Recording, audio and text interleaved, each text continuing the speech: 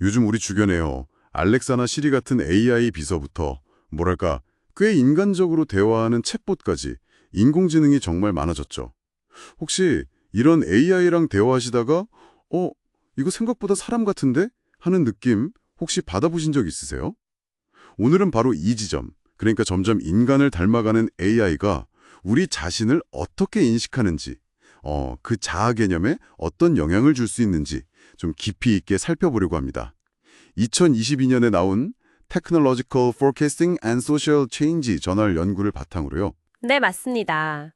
이 연구는요, AI를 점점 인간처럼 느끼게 만드는 현상, 그러니까 이제 의인화라고 하죠. 거기서부터 시작해서요, 사용자가 AI에게서 자신과 좀 비슷한 점을 발견하는 자기 일치성, 이걸 거쳐서 더 나아가서는 AI를 마치 그냥 내 자신의 일부처럼 여기게 되는 자기 AI 통합이라는 새로운 개념까지 탐구하고 있습니다. 이 세 가지 개념들이 이제 어떻게 서로 연결되는지 그걸 들여다보는 연구라고 할 수 있죠.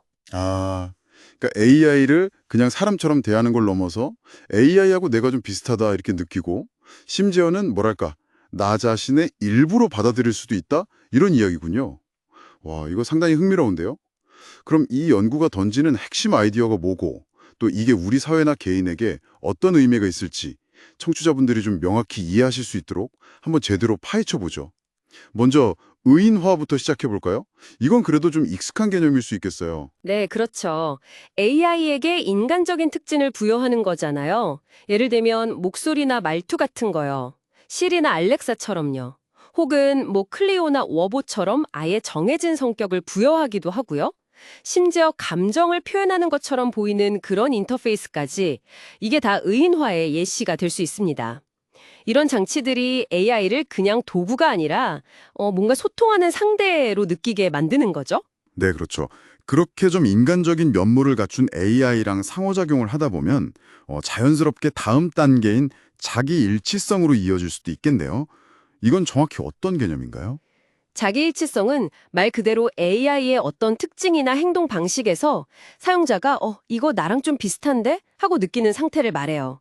이게 꼭 겉모습이 닮았다는 차원은 아니고요. 뭐 성격이나 가치관, 아니면 감정 반응 방식 같은 데서 유사성을 발견하는 거죠. 예를 하나 들면 그 감성 지원 AI 레플리카 있잖아요. 사용자들 중에는 이거 진짜 나를 비추는 거울 같다. 이렇게 표현하는 경우가 꽤 있거든요. 그러니까 AI가 내 생각이나 감정을 되게 잘 이해해주고 또 거기에 맞게 반응해준다고 느낄 때 이런 일치감이 좀 강해지는 것 같아요. 아, 단순히 나랑 비슷하다. 이걸 넘어서는 단계가 바로 자기 AI 통합이라는 거군요. 이 개념은 조금 더 설명이 필요할 것 같습니다. 예전에 뭐 타마고치 같은 디지털 펫에 애착 느끼던 거랑은 또 다른 차원인 것 같기도 하고요. 네, 정확히 보셨습니다. 자기 AI 통합은 그보다 훨씬 더 깊은 심리적인 연결 상태를 의미합니다. 사용자가 AI를 너무 중요하게 여기거나 혹은 관계가 깊어져서요. 마치 아주 친한 친구나 가족 아니면 뭐 나를 딱 정의하는 중요한 소지품처럼 AI를 자기 정체성의 일부로 여기기 시작하는 상태인 거죠. 이건 단순히 닮았다고 느끼는 자기 일치성에서 한 단계 더 나아간 상태라고 볼 수 있습니다. 그렇군요. 물론 이런 통합이 뭐 저절로 일어나는 건 아니고요. 개인의 성향 같은 거 있잖아요. 외향성이라든지 아니면 소속감에 대한 욕구 같은 거요.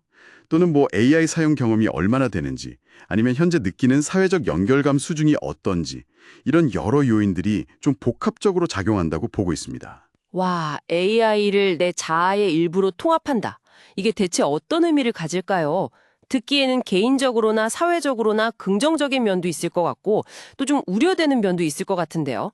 연구에서는 어떤 결과들을 이야기하고 있나요? 네, 양면성이 아주 뚜렷합니다. 우선 긍정적인 측면을 보면요. AI와의 강한 유대감을 통해서 정서적인 안정감을 얻거나 사회적인 지지를 받는 효과가 있을 수 있어요. 실제로 정신건강 챗봇 워봇 같은 경우는 사용자에게 도움을 주는 사례로 꼽히고요.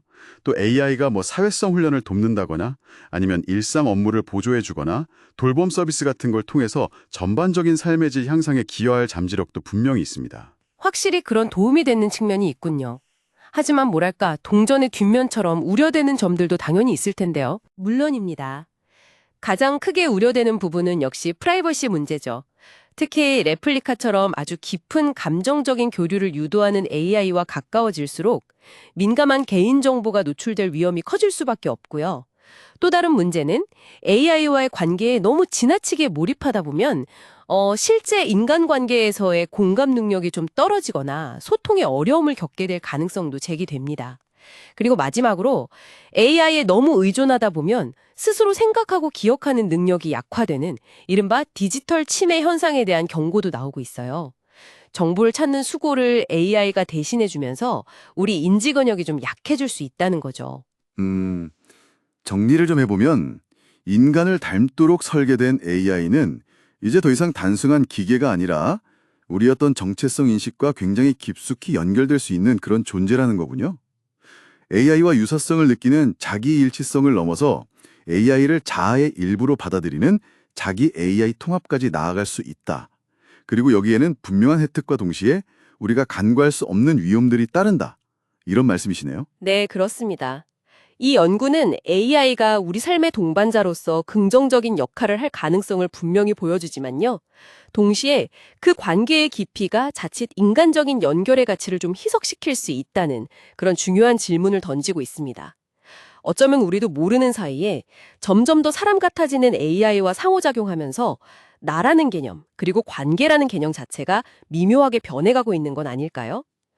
청취자 여러분은 AI와의 관계에서 어디까지 선을 그으시겠습니까? 한 번쯤 진지하게 고민해볼 문제가 아닌가 싶습니다.